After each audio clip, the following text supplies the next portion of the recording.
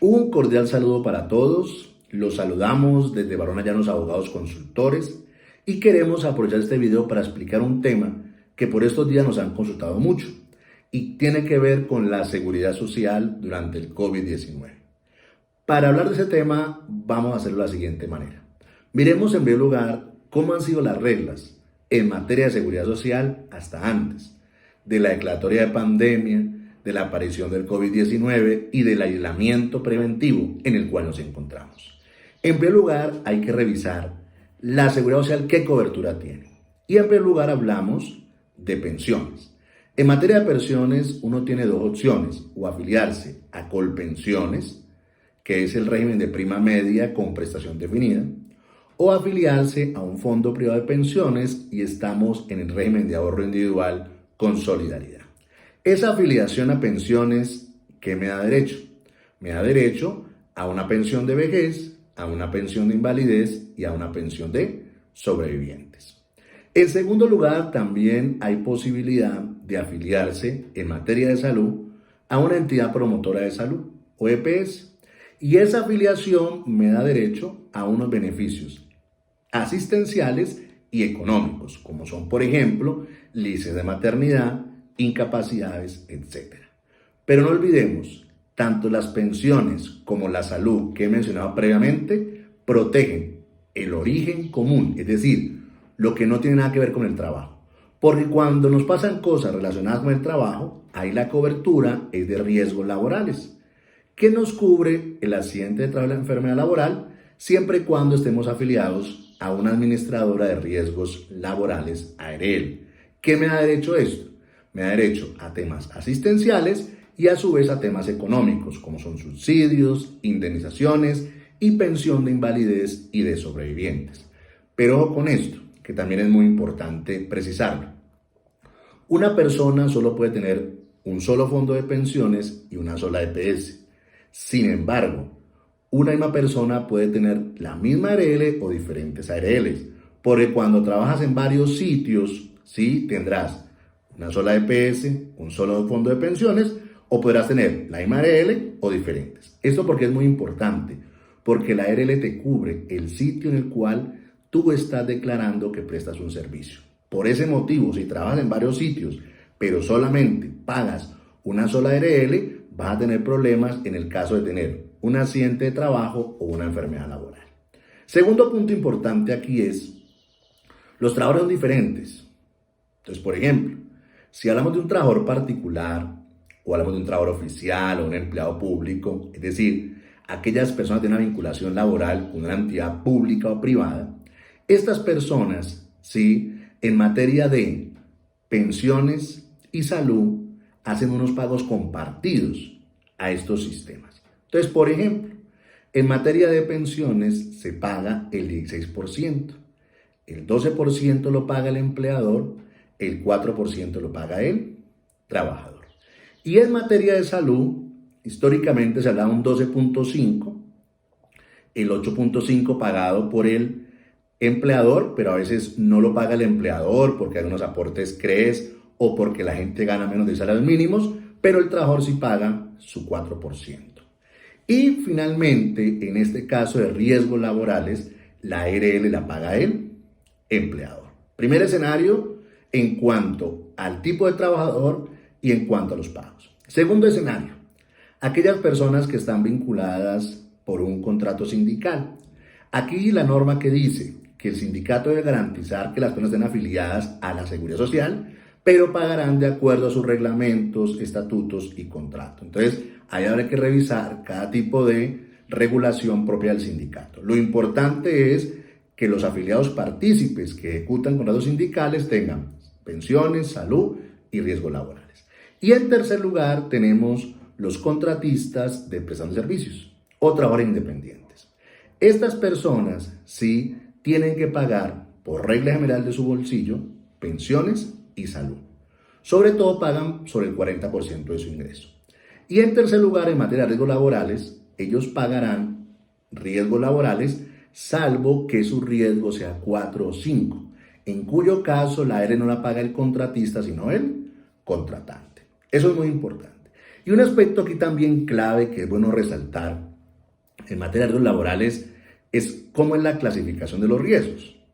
Entonces digamos que históricamente, y ahí acudimos a una norma, que es el decreto 1563 del año 2016, que establece 5 tipos de riesgos: riesgo 1, riesgo 2, riesgo 3, riesgo 4, riesgo 5.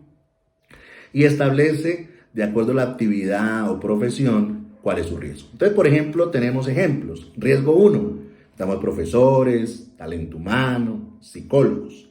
Riesgo 2, encontramos veterinarios, meseros, vendedores. Riesgo 3, encontramos odontólogos, trabajadores de la salud, pilotos, médicos generales, médicos especialistas. También tenemos como ejemplo riesgo 4, encontramos conductores, también encontramos cirujano general, cirujano plástico, anestesiólogo. Y tenemos, por ejemplo, también riesgo 5, ahí tenemos médico especialista en medicina nuclear, radiólogo o patólogo, entre otros muchos ejemplos. ¿Por qué quiero mostrarles esto? Porque hasta antes del COVID-19 uno miraba ese catálogo, esa tabla, y decía, bueno, ¿cuál es mi actividad y cuál es mi profesión? Entonces uno decía, no, soy un psicólogo, riesgo 1, pago riesgo 1. No, soy un médico anestesiólogo, listo, pago riesgo 4. No, soy un médico radiólogo, pago riesgo 5. Sin embargo, aquí es muy importante precisar algo. Y es que mucha gente dice, bueno, doctor, pero ¿cuál es el problema de que esté mal catalogado? Yo me voy a colocar riesgo 1, pago menos, así tenga mayor riesgo. Ojo con esto, esto tiene consecuencias muy negativas al momento de reclamar una prestación asistencial o económica por accidente de enfermedad laboral. Si estás mal catalogado, la ARL puede negarse a prestarte los servicios asistenciales y el reconocimiento de las prestaciones económicas. ¿Cuál es la recomendación? Que revises muy bien en qué actividad estás catalogado y pagues de acuerdo a esa actividad. Eso es bueno, digamos, presarlo. Pero lo que hemos visto hasta ahora son los antecedentes. Pero la gran pregunta es, bueno, ¿y cómo está el tema ahora que tenemos COVID-19? Entonces ahí también hay que distinguir varios aspectos. Primer aspecto que es clave. Según el decreto 457 del 2020, hay actividades que continúan prestando sus servicios. Servicios de salud, servicios de aseo, vigilancia, servicios bancarios, etcétera, etcétera. Segundo punto. Esta gente que está prestando el servicio, según el decreto 500 del 2020, los elementos de protección o de seguridad para prestar el servicio deben ser prestados y garantizados por la ARL. Tercer punto también que es importante. El decreto 538 del 2020 dijo que todos los trabajadores del sector de la salud, incluido el personal administrativo, de aseo, de apoyo, se consideran en cualquier caso, todo lo relacionado con COVID-19, una enfermedad laboral. Entonces viene la gran pregunta y es, venga, es que yo estoy prestando servicios, pero yo vengo catalogado con un riesgo 1, 2, 3, estoy 4, si estoy 5, pues no me pueden subir. Es decir, yo por ejemplo hablo de un médico general o un médico especialista, que por regla general, o un trabajador de la salud, que está en riesgo 3. Estas personas, sí, están en riesgo 3, pero están prestando servicios relacionados con el COVID-19. Ahí debemos tener en cuenta diferentes normas, como el decreto ley 563 del año 2016, la ley 776 del año 2002 y el decreto ley 1295 del 94. Porque es importante que aquellas personas que actualmente están prestando servicios relacionados con el COVID-19, su riesgo debe ser definido nuevamente. Es decir, si hablamos, por ejemplo, de un médico general o de un médico especialista que está en riesgo 3, ¿sí? O un anestesiólogo que está en riesgo 4, ¿sí? No es radiólogo porque está en riesgo 5. Estas personas hoy deberían ser catalogadas como riesgo 5. ¿Sí? ¿Por qué? Porque es evidente, como que mencioné anteriormente, establecen que el riesgo puede ser variado. ¿Cuándo qué? Cuando hay circunstancias que puedan generar una enfermedad y que tener riesgo es muy complicado. En esto mucha gente dice, no, pero es que el COVID-19 es un virus. Pues sí, es un virus, pero tiene casi al mundo entero paralizado. Entonces pensar que este riesgo no es riesgo 5 creo que es totalmente desproporcionado. Primera recomendación entonces, frente a este punto, aquellas personas que están prestando servicios relacionados con la no propagación, con la atención del COVID-19, si no son riesgo 5, en la actualidad deberían ser riesgo 5. ¿Cuál es la recomendación? Señores IPS, coordinen con las ARL para que ese riesgo sea modificado. Señores contratistas, hablen con su contratante para que también ese riesgo sea modificado. Señores que ejecutan un riesgo sindical, también hablen con su IPS o con su ES. ¿Para qué? Para que revisen ese riesgo. Y ojo con esto, en el caso de personas con vinculación laboral, el riesgo 5 lo paga, igual que el 1, 2, 3 y 4, el empleador. En el tema de los contratistas independientes, los trabajadores, digamos, que ejecutan con riesgo sindical, ahí la recomendación es, hablen con el contratante, ¿para qué? Para que los recalifiquen el riesgo 5 y quien asuma esos pagos sea el contratante. Aspecto importante. Hay otro punto y es que hay gente que está haciendo teletrabajo o trabajo en casa. ¿Cuál es la recomendación en este momento? También que notifiquen a la ARL que están haciendo teletrabajo o trabajo en casa, para que si tienen alguna atención en salud, no les vayan a decir que no informaron. Lo digo porque en algunas ocasiones se ha ido la gente a trabajar en casa y no ha notificado la ARL. Tercer punto, tú eres un empleador y decidió suspender los contratos de trabajo de tus trabajadores. Pues esas personas hay que seguirles pagando salud, pensión y riesgos laborales. Aquí no hay ningún cambio porque no están prestando ningún servicio, siguen las mismas reglas como si no tuviéramos COVID-19. Y un punto final en esta materia que quiero resaltar, miren, muchos empleadores han tomado la decisión de terminar los contratos de trabajo de sus trabajadores. Una recomendación, eso no es jurídico, es una recomendación, ¿sí? Y es que si despides a tus trabajadores, págale por lo menos 6 meses de ARL. ¿Por qué? Porque ese trabajador que tú despides adquiere el COVID-19, ¿sí? Pues no va a tener, de pronto en una atención en salud, pero no va a tener ni incapacidades, ni pensiones, ni cosas como esas, sino cumple con todos los requisitos.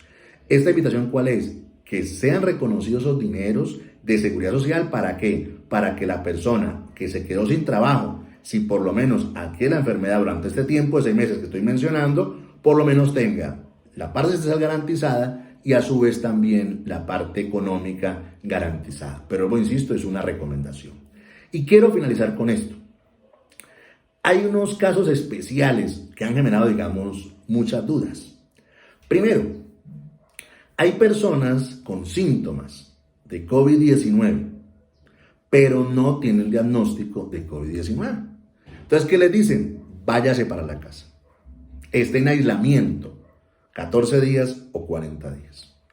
Entonces, viene la gran pregunta es, venga, pero me voy para la casa. Yo, por ejemplo, estoy en una actividad de las cuales, pues hay que prestar el servicio, pero me mandan para la casa. En ese supuesto, hay que solicitarle a la ARL que te pague la incapacidad. Porque si bien es cierto, en este momento no tienes diagnóstico de COVID-19, te han aislado para evitar o para buscar establecer si la tienes o no la tienes. Entonces esta persona no puede quedarse desprotegida, como en muchos casos ha pasado, que lo mandan para la casa sin ningún tipo de ingreso, ni incapacidad de ningún tipo. Y ojo con esto, que si tú de todas maneras pues no estás haciendo actividades en las cuales hay que prestar el servicio, pero igual te mandan para la casa a estar aislado, yo creo que aquí la figura también es la incapacidad y debería ser pagada es por la EPS, porque ahí sí tú no tienes ningún contacto con actividades propias del COVID-19 directamente, sino que es una protección común. Ese es un primer escenario. Segundo escenario, tú eres una persona que ya tiene diagnóstico con COVID-19, pues ahí no hay lío, te mandan para la casa, te estás en la clínica, te atienden lo asistencial y te pagan tu incapacidad por la ARL. Ahí no hay inconveniente. Hay una tercera pregunta que también nos han hecho mucho y es, venga doctor, pero es que yo tengo 70 años o más, pero estoy en una actividad en la cual se puede prestar el servicio, como la salud. O yo, por ejemplo, estoy en una actividad en la cual hay que prestar el servicio, pero tengo, por ejemplo, una afección médica previa, como una hipertensión arterial, un problema cardíaco o una diabetes. ¿Qué puedo hacer en este caso? Estas personas en este caso, pues tienen la posibilidad de no prestar el servicio. ¿Por qué? Como una posibilidad de protegerse. Porque lo que se ha dicho desde el punto de vista médico es que personas, si aquel COVID-19 tienen mucha posibilidad o probabilidad de muerte.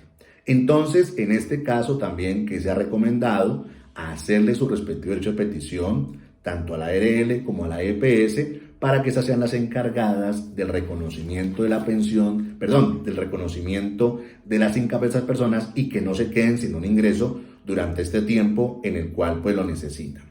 Hay otro cuarto punto que también nos han preguntado. Venga, doctor, y si estoy en riesgo 5 ARL, ¿tengo que pagar aporte especial por pensión de alto riesgo? La regla general es no. ¿Quiénes pagan pensión por actividad de alto riesgo? Primero, las actividades que están relacionadas en el decreto 2093 de 2003, que son, por ejemplo, la gente del INPEC, la gente que trabaja expuesta a regiones ionizantes, la gente que trabaja, digamos, en subterráneos o socavones. Esa gente es la que paga pensión especial. Es decir, así estés en riesgo 5 ARL, no siempre vas a pagar aporte especial, salvo que estés en esta lista. Y también en materia de salud, pues hay dos actividades que se consideran como alto riesgo. La anestesiología por la ley sexta de 1991 y la radiología por la ley 657 del año 2001. Entonces digamos que en este punto concreto, la regla general es que no todo el que es riesgo 5 hace aporte especial. Que es revisar si tu actividad está catalogada, entonces que establece el decreto 2090 del 2003 y también si hace parte de la anestesiología o la radiología. Esos son como los puntos importantes. Y finalmente, cierro con esto. El decreto 558 del 2020 señaló que durante este periodo de mayo, junio y julio se van a hacer aportes a pensiones no sobre el 16%, sino sobre el 3%, y que el 75% lo paga el empleador y el 25% lo paga el trabajador, o si eres contratación independiente, pues tú pagas el 100%, que es el 3%. Primera pregunta, doctor, ¿eso me afecta mi periodo de pensión? La respuesta es no, porque tú igual vas a cotizar 3 meses o más y lo amplían sin ningún inconveniente. Segundo, ¿me baja el monto de la pensión? La respuesta es no. Por ejemplo, si yo me gano 10 millones de pesos, antes lo que hacía era que pagaba era el 16% de 10 millones. Lo que voy a hacer en este periodo es pagar el 3% de 10 millones. Entonces digamos que esa norma no afecta bajo ningún punto de vista estos aspectos. Entonces quise con este video explicar todo lo que está pasando en esta materia. Yo sé que esto me genera muchas dudas, en algunos casos me genera polémicas, pero lo importante es la seguridad y garantía de los trabajadores en esta época. Y yo creo que al que más le favorece hacerlo bien, no solamente es al trabajador, sino también a su empleador, a la ARL y a las EPS. Muchas gracias.